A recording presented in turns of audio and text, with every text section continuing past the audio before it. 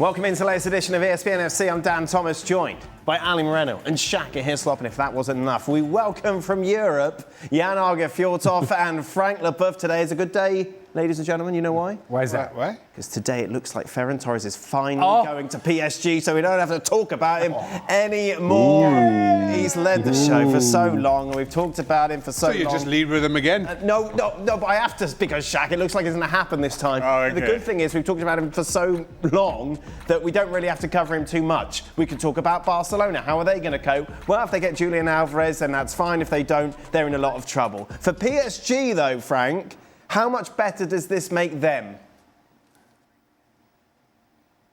I don't know. I'm sorry to say that. I don't know. I mean, it's for sure something good to have a World Cup champion coming to Paris Saint-Germain. We have to welcome him. But we know the inconsistency that he showed throughout all the season that he had.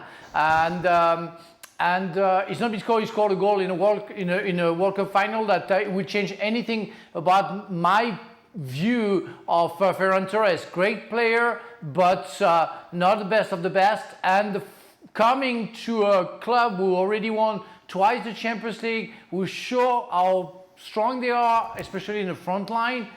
I don't know where Ferran Torres is going to play. He's going to be maybe like Gonzalo Ramos, waiting for some room. So I guess Luis Enrique has a better view of that. He knows exactly how he wants to use him. I don't know. I want to say wait and see, and I'm pretty sure we'll have an answer very soon. Jan?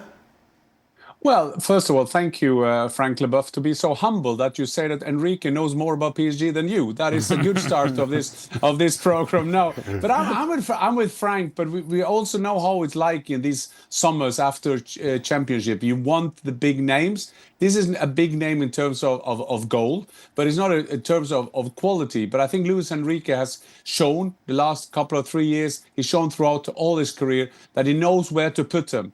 I think it was Ancelotti who once said that he made the big mistakes early in his career, that he didn't think that he had to take the best players because he couldn't fit into his system. And then he changed kind of his strategy to just get the best players to get the best team out of them. So I guess this is also a kind of statement for PSG, 2 times Champions League winner to get the match winner.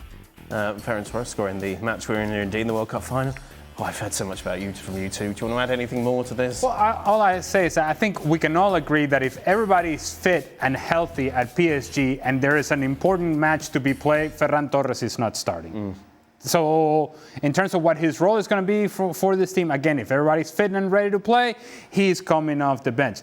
The other thing I would suggest is that maybe this is a way for Luis Enrique to perhaps put some pressure on certain players. Hey, we've made this signing. If you don't have the urgency or the intensity, or you're not competing at the level that I think you should, we have this guy ready to come in, and this is a World Cup winner. This guy just came from success. It's a big signing for us. So he's ready to go if you're not willing to do the job that I'm asking you to do.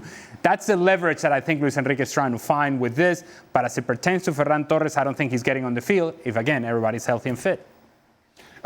It's something different. Liverpool continue to be linked with Barcola, so maybe there's room to have one more in the squad. That gives you a different option, particularly in the Champions League.